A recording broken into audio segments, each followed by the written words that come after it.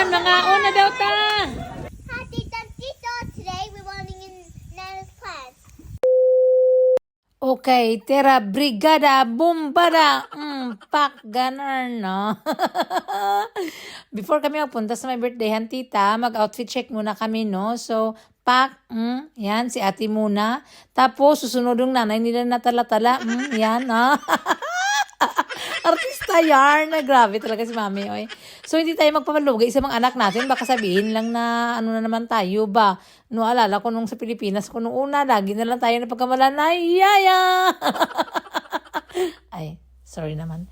Si ate na lang ang pumasok sa loob ng tindahan, tita, kasi alam niyo naman kung anong kukunin niya, no? So, pagdating namin doon, hindi pa masyado maraming bisita, tapos ang lechon nagpabida-bida na. Ang amoy niya palang, tita, feel na namin talaga. So, wag na kayong magitaka. Bakit nangitim yan siya? Kasi nasunog nga nung una, ang sabi ni tita. Nagdaba-daba daw ang oil niya. Hindi siya na naalarma sila. Nagpatuob muna kami ng lechon, tita, para while nagantay kami ng mga bisita, mawala yung mga panuhot namin. Ay, amubota.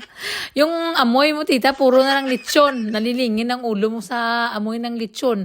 Yung takam na takam ka na, tita, ba? Kasi mga ilang oras din yung tuob-tuob mo dyan sa usok ng lechon. So hanggang nag-start na ng kainan, nagdala din ako ng adobo na manok. Ayan. So pinagbuksan-buksan ng mga pagkain, tita. Kasi nga parang na-addict na kami sa amoy ng lechon, tita.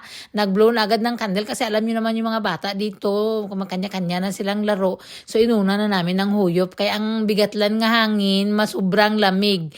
Ay utom na nga dito sa amin, tita. So nagsidatingan na yung mga kumare. Oh, kaya nag-work pa yan sila. Sana all, maraming pera, kaya nag-work. Never mind, marami man tamon. 1 million sa bahay.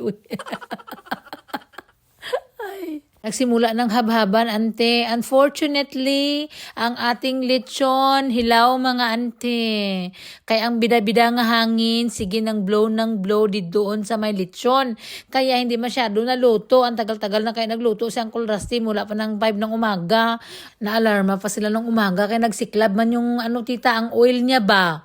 O, alam niyo naman dito, iba yung pagluto dito sa amin kaysa sa Pilipinas. No? So, wag na kayo maghanap ng lechon. Ging karate na lang namin yung buong baboy, tsaka ging sinigang namon, tsaka lang lechon paksiw din si kumaring.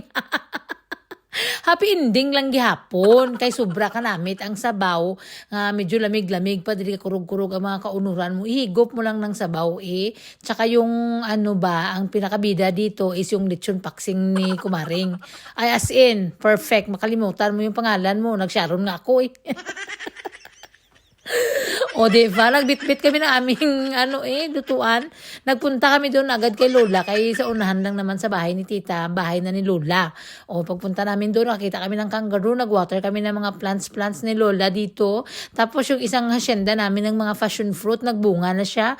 May 2 siyang bunga, nagantay na yan siya kay Lola. Kasi nga ang tag-iya, nandoon pa nagbakasyon pa sa Adelaide. So, malapit na yun siya mag-uwi. Tama-tama yan. Maluto na yan.